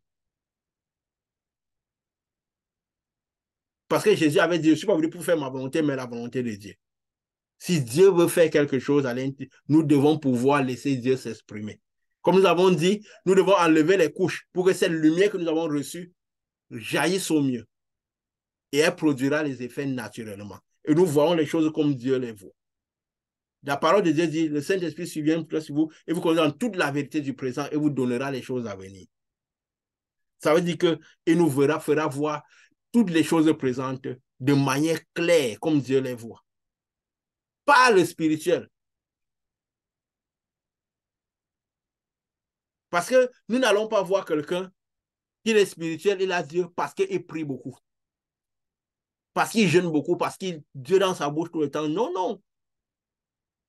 C'est si la lumière, s'il transmet à cette lumière, si nous détectons cette lumière en lui, s'il y a correspondance de lumière. C'est quoi Jésus disait, dites la paix soit avec vous. Il faut que la paix de Jésus soit déjà en train de reposer sur lui pour qu'il y ait connexion de paix. Votre paix reposera sur la personne. Pourquoi? Parce qu'il y aura interaction de lumière. Mais ce n'est pas quelqu'un qui a un amas de ténèbres que votre paix n'a pas reposé sur lui. Et c'est pourquoi parfois, si on ne regarde pas cela, Jean a dit, ce que nous sommes venus annoncer, c'est la nouvelle que nous avons apprise de lui et que nous vous annonçons, c'est que Dieu est lumière et qu'il n'y a pas de ténèbres en lui. C'est la base. Dieu est lumière, il n'y a pas de ténèbres en lui. Ça veut dire que quand nous allons voir les gens, nous devons découvrir ce qu'il y a de ténèbres en eux et ce qu'il y a de lumière, s'il y a la lumière en eux. Et ce n'est que de cette manière que nous devons voir les gens. Nous devons voir que deux catégories de personnes. Ceux qui sont ténèbres et ceux qui sont lumière. On ne doit pas voir ceux qui sont femmes, ceux qui sont hommes. Ceux qui sont beaux, ceux qui sont laids. Ceux qui ont la position, ceux qui n'ont pas. Ceux qui sont rois physiquement et ceux qui ne sont pas rois.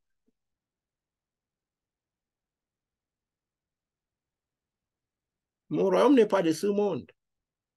C'est vrai que la lumière décrit tous les... C'est quoi nous devons savoir comment, et tout ça aide à l'interaction que nous avons dans l'évangélisation que nous faisons avec les personnes, l'interaction que nous avons avec les personnes.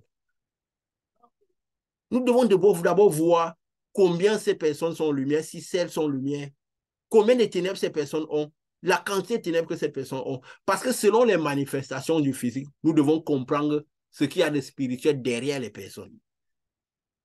Nous n'allons pas attendre que quelqu'un vienne parfois nous raconter qu'il a fait telle chose pour que nous comprenions sa spiritualité. Attendons que les gens réagissent. Et de la réaction qu'ils ont, nous pourrons comprendre le type de spiritualité que ces personnes ont. Puisque même la science, les mentalistes, des réactions des personnes, ils arrivent à comprendre les personnes. Combien de fois nous qui avons le Saint-Esprit, si nous attendons juste dans le spirituel pour comprendre les personnes? Dieu a dit, je vous donnerai une sagesse telle que le monde ne peut pas résister.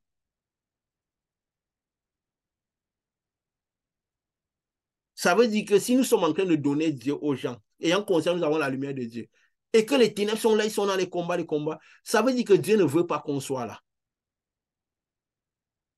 Parce que la sagesse que nous avons, ils ne sont pas censés résister. Ils sont censés s'étonner de cette sagesse que nous avons. Si comment nous sommes conscients que nous avons cette lumière, nous sommes conscients que nous pouvons nettoyer leurs ténèbres et que nous avons nettoyé les ténèbres des personnes. Nous devons savoir qui nous sommes. Ce que nous avons dit, parfois on confond l'humilité avec de la faiblesse. On manifeste la faiblesse, on croit que c'est l'humilité. Nous devons savoir qui nous sommes.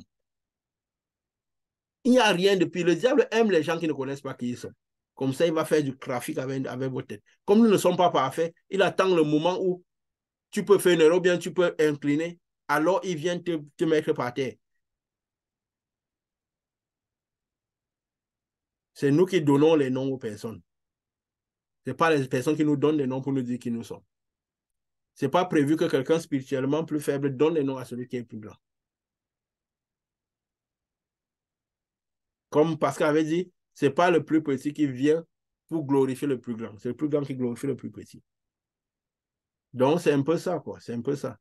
Je ne sais pas s'il y a quelque chose. Richard voulait parler, voulait ajouter quelque chose. Ou Pascal. Oui, en fait, je me réjouis que Dieu...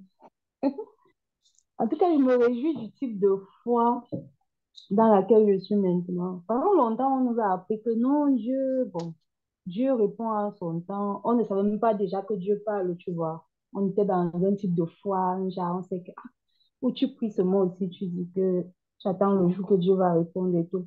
Mais il y a quelque chose de moi qui me fascine dans la marche-ci avec Dieu. C'est-à-dire qu'un Dieu avec qui on a de l'interaction. Je dis ça comme ça, je sens vraiment quelque chose à l'intérieur de moi.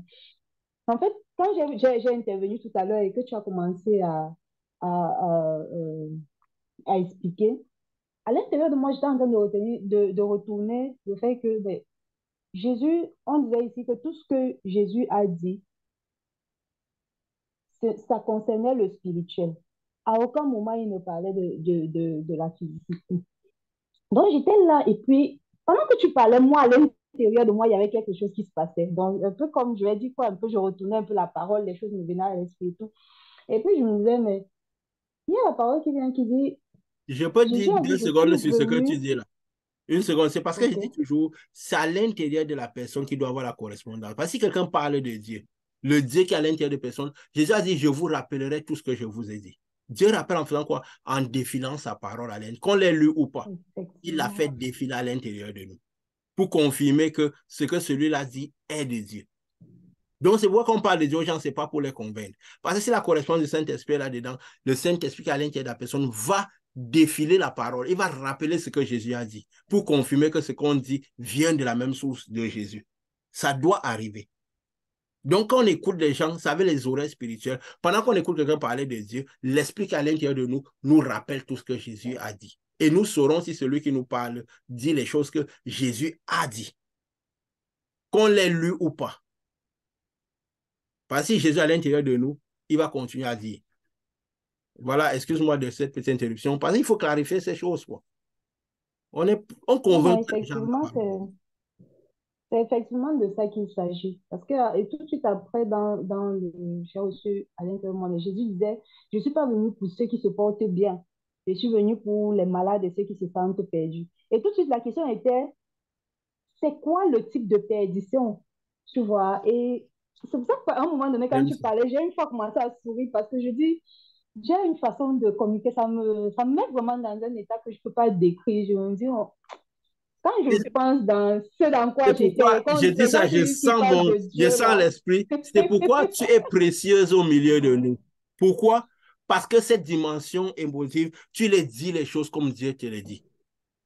Cette dimension-là, tu arrives à transmettre cela. Peut-être nous, les hommes, on est un peu plus...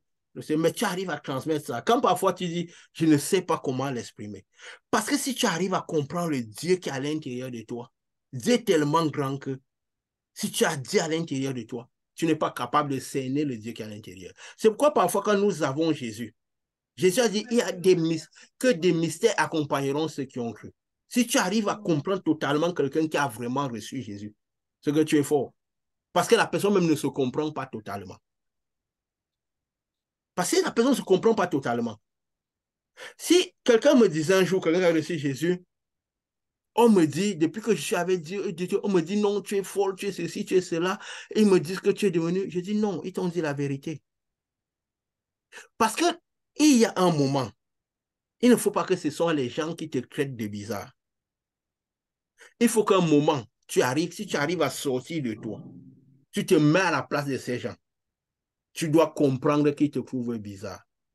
C'est quoi Jésus a dit, vous êtes de ce monde, mais vous n'appartenez pas au monde. Le monde aime ce qui est à lui. Quand le monde reconnaît ce qui est à lui, si tu commences par avoir des manières d'être, quand des jeunes sont là en train de fêter, en train de boire, tu es là à la maison. Tu passes peut-être une journée, tu n'as téléphoné à personne. Tu as des attitudes, mais toi, tu es bizarre. Donc, ce n'est pas... Il y a un moment où ce n'est plus les autres qui doivent nous dire que nous sommes bizarres. Nous devons pouvoir sortir de nous, nous regarder avec leurs yeux et nous trouver bizarres. Ça doit arriver. Parce que quand nous finissons par arriver à cette étape, nous ne condamnerons plus les personnes. Nous comprendrons que les personnes nous oppriment. Nous comprendrons le type de pardon dont Jésus parlait. Parce que si nous n'arrivons pas à arriver à cette étape, nous ne pourrons pas pardonner comme Dieu pardonne. Il y a des choses que nous ne pardonnerons pas. Parce qu'à un moment, le diable frappera dans notre cœur, la personne ne mérite pas le pardon. Là, ce que la personne t'a fait, tu ne peux pas pardonner ça. Mais si tu arrives à voir, rien que la spiritualité, tu vois les déplacements des personnes, rien en tant que lumière et ténèbres, tu comprendras qu'il y a des choses que les gens font parce qu'ils sont essentiellement ténèbres et qui ne font que, ce n'est qu'une conséquence naturelle de ce qu'ils sont. Que si tu n'es pas arrivé à la croix, c'est que tu es chanceux. Donc remercie le ciel. Et bénis-les. Et bénis-les. Parce que sinon, c'est ça qui fait parfois les gens qui reçoivent la lumière de Dieu. Ils sont confus. ils mènent des batailles inutiles dehors. Moi-même, j'ai amené mener. Et parfois, le diable veut nous entraîner sur ces batailles. Mais quand tu vois ces choses-là, tu vas toujours te ressaisir à temps. Avant qu'il ne t'utilise, tu vas te reprendre. Parce qu'aujourd'hui, ça m'arrive de le faire, mais je ne sais pas ça avant. Et c'est ce qui fait, il y a beaucoup de batailles au milieu des chrétiens. Parce qu'ils n'ont pas compris que la nouvelle que nous avons appris du Saint-Esprit, c'est que Dieu est lumière. Ça veut dire que les personnes sont ou lumière ou ténèbres. Et que tout ce qu'ils font est une conséquence de la lumière qu'ils ont ou des ténèbres qu'ils ont. C'est pourquoi nous restons longtemps parfois là où Dieu ne veut pas qu'on reste. Nous interagissons avec des gens qui sont hautement ténèbres, alors que nous n'arrivons. Pourquoi? Parce que nous ne les voyons pas selon leur nature propre, jusqu'à ce que parfois ils nous font du mal. Jusqu'à ce que parfois ils nous oppriment aux mesures. Jusqu'à parfois, on finit par écouter autant de calomnies qu'ils disent. Et notre cœur parfois est troublé. Alors que si nous étions quittés, il y a des choses qu'on n'aurait pas écoutées. C'est pourquoi Dieu avait dit à Jérémie, parce que Jérémie, on l'opprimait, il voulait que Dieu tue les gens qui l'opprimaient, parce qu'il voyait le roi, il voyait tous ces gens, les gens du temple qui le persécutaient. Il dit non, même tes frères parlent mal contre toi, mais tu ne le sais pas. C'est juste qu'ils le font dans ton dos. La parole dit que même les frères de Jésus ne croyaient pas en lui. Et que Jésus ne se fiait pas en eux. Parce que Jésus les voyait seulement en tant que lumière et ténèbres. Et si nous ne voyons pas, nous ne savons pas que la bonne nouvelle, la nouvelle que nous apprenons de Dieu, la seule nouvelle que nous apprenons de Dieu et de Jésus, c'est que Dieu est essentiellement lumière et Jésus est essentiellement lumière. C'est la base de la marche avec Dieu. Et je rends grâce pourquoi? Parce que c'est la base de notre œuvre que Dieu nous a donnée ici. De parler de la lumière de Jésus. De parler de Dieu. Comme Dieu avait donné à Jean. Jean qui était le plus... Et il ne faut pas croire. Tous les apôtres n'ont pas vu Jésus comme ça. Jésus comme ça. C'est Jean, celui qui a vraiment eu la plus grande compréhension de Jésus. Même Paul, que Jésus s'est présenté à Paul, qu'est-ce que Paul a vu? Il n'a que vu une lumière. Il n'a que vu la lumière. Mais est-ce que Paul a transmis? Il a manifesté cette lumière, oui. Mais est-ce qu'il a transmis uniquement Jésus lumière? Non, il a aussi transmis beaucoup de Jésus physique. Parce que notre passé compte. Si nous, ici, nous continuons à laisser avoir toujours, moi compris, toujours le physique ensemble à la lumière, nous aurons des choses que nous ne verrons pas bien. C'est en voyant totalement la lumière que la lumière peut jaillir. Si nous nous considérons, nous, avec notre physique, si je viens, je me vois, avec certaines imperfections, ceci, cela, je ne me considère pas comme totalement lumière. Quand je suis en milieu de gens, je me vois uniquement lumière. Cette lumière va commencer par briller et chasser les ténèbres au-delà de ma volonté. Et c'est ce que j'ai découvert pendant beaucoup d'interactions. Et vous en êtes témoin. C'est ce que Dieu nous appelle à manifester. Si nous voyons Dieu comme Jean l'a vu, c'est-à-dire, si nous arrivons à comprendre cette bonne nouvelle du royaume, celle selon laquelle Dieu est essentiellement lumière, Jésus est essentiellement lumière, nous manifesterons au maximum cette lumière. Mais le diable voudra toujours nous rappeler la physicité. Comme nous avons dit, le diable veut toujours nous amener sur la physicité. Parce que si nous voyons le physique avant de voir le spirituel, nous aurons tout brouillé, si on peut dire ça comme ça. Il restera à brouiller quand même un peu. Peut-être brouillera pas tout, mais brouillera un peu. Il brouillera un peu. Voilà, Richard voulait ajouter quelque chose. Moi, je me réjouis de ces interactions que nous avons.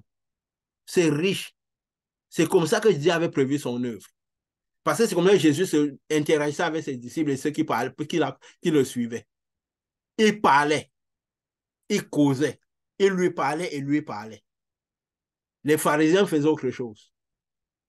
Vas-y. Et si nous représentons tout ce qu'il y a dans le monde, comme les 12 représentait le monde. Donc, tout ce que nous parlons, ce que Dieu nous montre selon la lumière, c'est ce que Dieu veut que les gens aient. Nous donnons ce que nous sommes, ce que nous vivons. Voilà, Richard. Je disais quelque chose qui va seulement compléter ce que Pascal a dit tout à l'heure. Que le fait, c'est de pouvoir savoir que Jésus est lumière et qu'il est en nous et qu'on doit se laisser conduire par lui pour quels que soient les actes que nous devons poser de sa part pour éviter les confusions. Parce que récemment, j'étais dans un groupe là où quelqu'un a partagé un pasteur qui se forçait à réveiller un mort. Qui est-ce qui le conduisait dans cette... Quelqu'un m'a envoyé cette vidéo. Qu'est-ce qui l'a amené à se mettre sur ce projet? Est-ce que il s'était laissé conduire par l'Esprit de Dieu?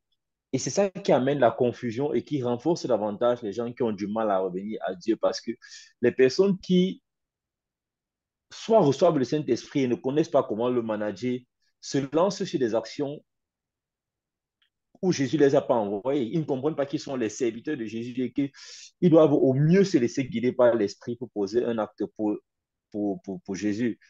Et ils se lancent dans ce genre d'œuvre à dire, je vais rêver un mot pour montrer aux gens que j'ai l'Esprit de Dieu. Et il entraîne la confusion et il endurcit davantage les cœurs. Donc, je voulais seulement renforcer pour dire, si on se laisse guider par l'Esprit de Dieu, peu importe l'action qu'on pose, le résultat qu'on obtiendra sera parce que on est en train de faire quelque chose que Jésus le Tout-Puissant a décidé de manifester. Et il y aura forcément des résultats positifs.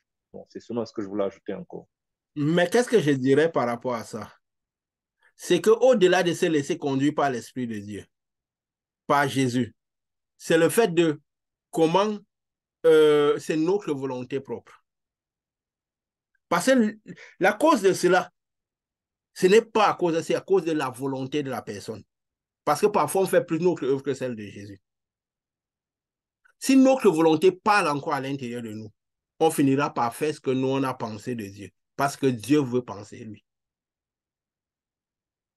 C'est pourquoi Dieu dit que ta volonté vienne. Ça veut dire qu'on oublie notre volonté. Parce que sinon, on n'a pas notre volonté. On commencera par analyser. Le Saint-Esprit nous attirera sur les détails quand Jésus lui réveillait les morts.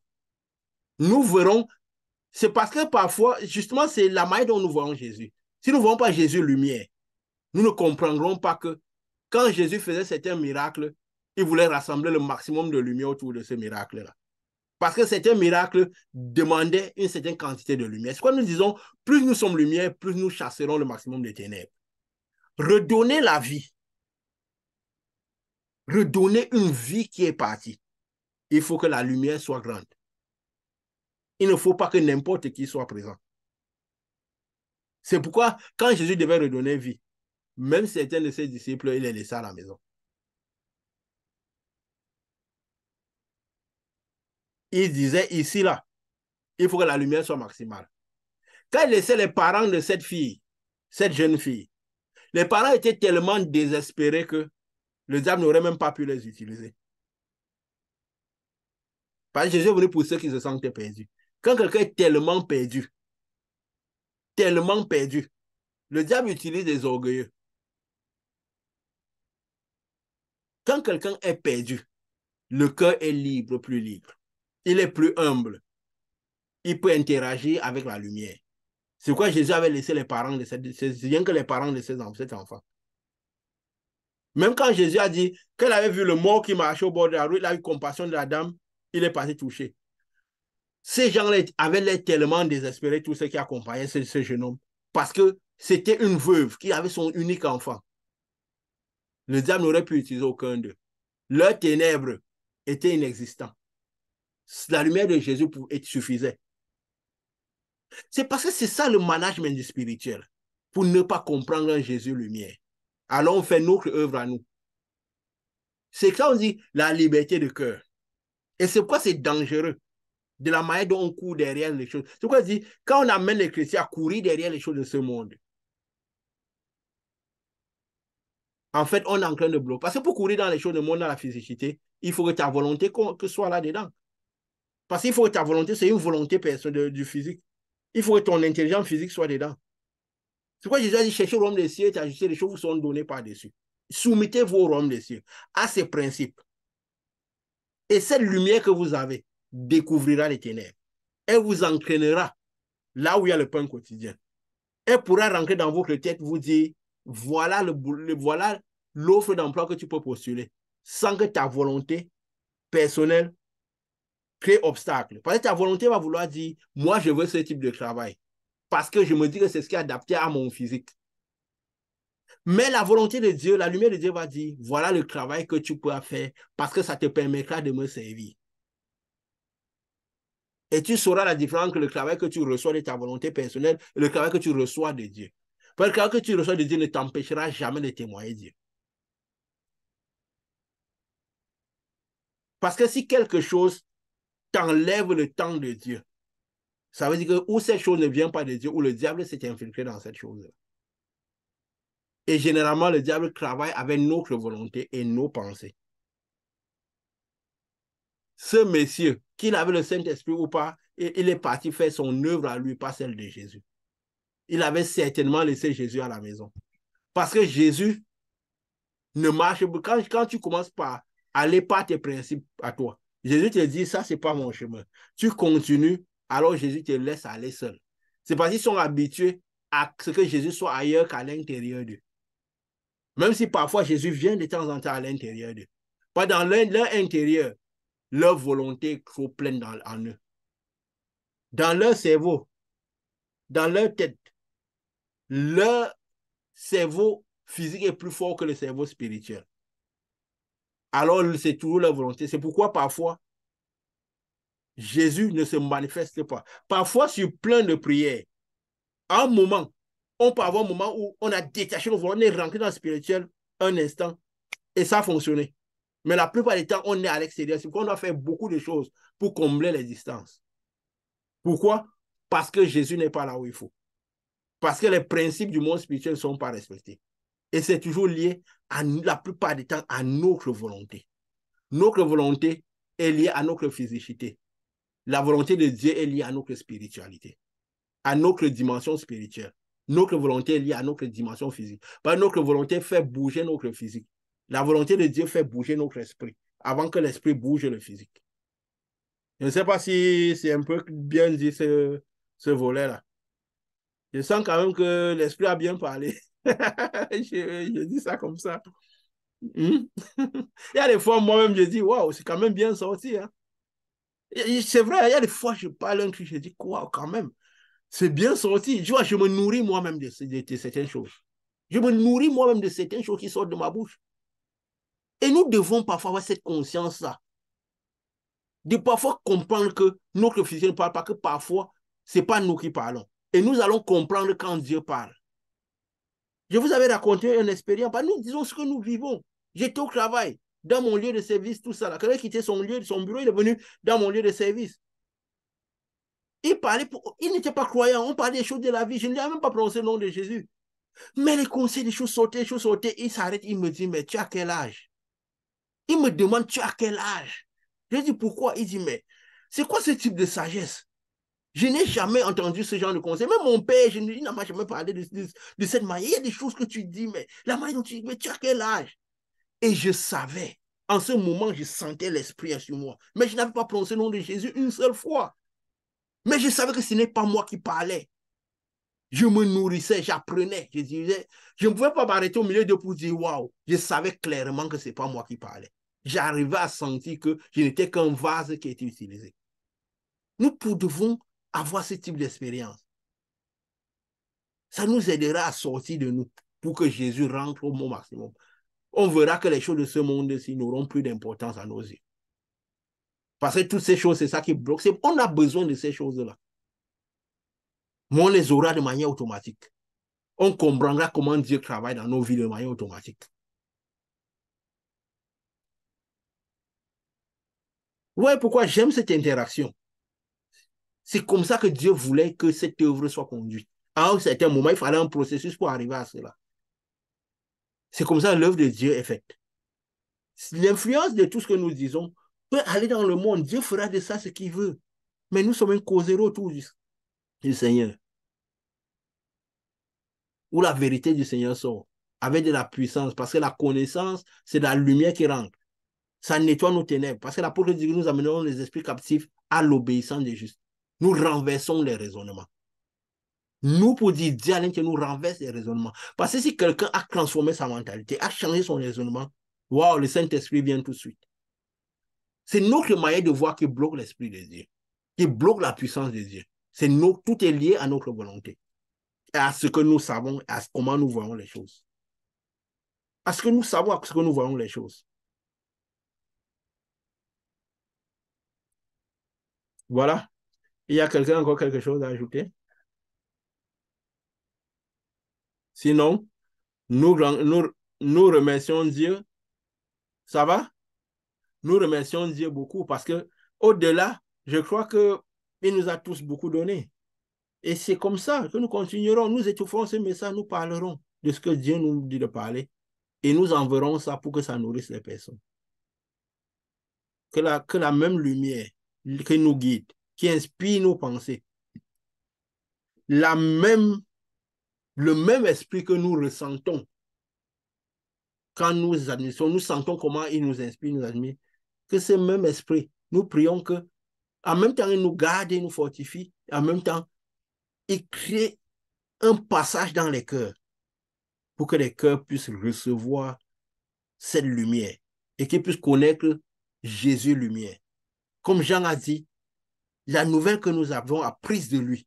Donc, il a dit la nouvelle, pas les nouvelles, beaucoup de choses. La nouvelle que nous avons apprise de lui et que nous vous annonçons, c'est une nouvelle, c'est que Dieu est lumière. C'est la base. Que Dieu est lumière et qu'il n'y a point de ténèbres en lui. Il est totalement pur. Et c'est le but que nous devons avoir, nous. Parce que nous visons avoir les yeux. Nous devons aller vivre avec Dieu. Donc le chemin, c'est quoi? C'est que nous marchons vers cette purification totale. Par cette lumière que nous encaissons. Nous recevons cette lumière par notre volonté. Ce n'est pas par un excès de faire. Désirons à l'intérieur de nous. Père, remplis-moi de ta lumière. Donne-moi de ta lumière. Transforme mes pensées. Transforme mon cœur. Enlève ma volonté et donne-moi ta volonté. Que ta volonté vienne. Nettoie ma volonté. Donne-moi plus de toi et prends plus de moi. Prends plus de moi et donne-moi tout de toi. Parce que toi, tu es essentiellement lumière. Donne-moi tout de toi et prends plus de moi. Prends tout de moi et donne-moi tout de toi. S'il y a des ténèbres en moi, prends de ces ténèbres. Parce que la lumière reconvertit les ténèbres. Nous avons dit, quand nous prions, nous pouvons reconvertir les ténèbres des gens. Alors, si la lumière de Dieu vient sur nous, ça reconvertit nos ténèbres en lumière. Ça veut dire qu'il peut prendre tout, même le peu de lumière, ténèbres que nous avons, il peut les reconvertir et laisser totalement la lumière. C'est vrai, sur terre, c'est un peu compliqué de ne pas avoir des ailes. C'est pourquoi il a prévu de donner les robes blanches. Afin que nous, je dis ça pourquoi? Pour que nous ne nous condamnons pas nous-mêmes. Condamner nous-mêmes, c'est quoi? C'est que nous n'amenons pas les ténèbres dans notre lumière. Ce n'est pas condamner comme on condamne la bouche. La physicité n'a pas de place. Quand nous avons dit l'accusation devant Dieu, ce n'est pas l'accusation. Quand Dieu, le diable nous accuse, c'est que quoi? Il amène les ténèbres dans notre lumière. Il nous fait manifester de manière contraire à la lumière de Dieu. C'est ça l'accusation. Il n'y a pas de physicité dedans, ce n'est que du spirituel. Ce n'est que du spirituel. La foi en Dieu n'est que du spirituel. Et plus nous doublons le physique, plus nous manifesterons le spirituel. Nous serons enfants de cette lumière, nous manifesterons cette lumière. Et que cette lumière nous garde et garde tous ceux qui seront en contact de ces audios. Au nom de Jésus. Amen.